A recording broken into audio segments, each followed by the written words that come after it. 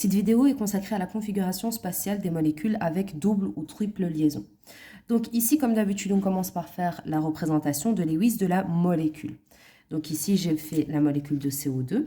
Ici, comme vous le voyez, j'ai une double liaison entre le C et le O et une double liaison entre entre le C et l'autre O. Ici, la particularité des doubles triple liaisons, c'est qu'en fait, on va considérer une paire liante comme étant une liaison simple, une liaison double ou une liaison triple. Donc, peu importe que ce soit une liaison simple, double ou triple, ça sera considéré comme une seule paire liante. Okay. Donc, ici, autour de l'atome central, j'ai deux paires liantes. Je vais écrire ça. Ensuite, comme d'habitude, je vais placer mes deux paires liantes pour qu'elles soient le plus éloignées les unes des autres. Quand on a deux paires liantes, on les place à 180 degrés. Ensuite, je vais rajouter les atomes autour de mon atome central.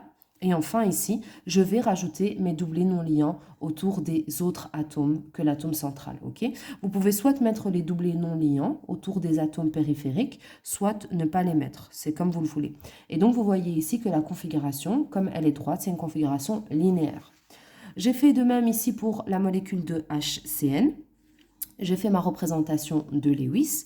J'ai indiqué combien j'avais de paires liantes. Ici, j'ai deux paires liantes parce que j'ai une simple liaison, une triple liaison.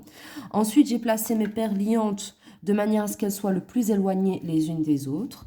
Et enfin, j'ai mis ici les atomes autour, les atomes périphériques autour de l'atome central.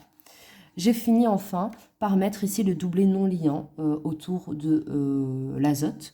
Donc comme vous voyez, il n'y a pas une grande différence entre l'avant-dernière étape et la dernière étape, tout simplement parce que nous n'avons pas de paires non liantes. Donc ce qui est en rouge, nous n'avons pas.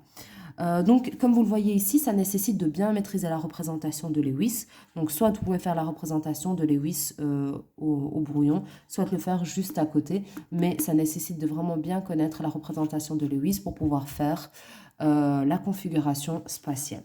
OK? Voilà.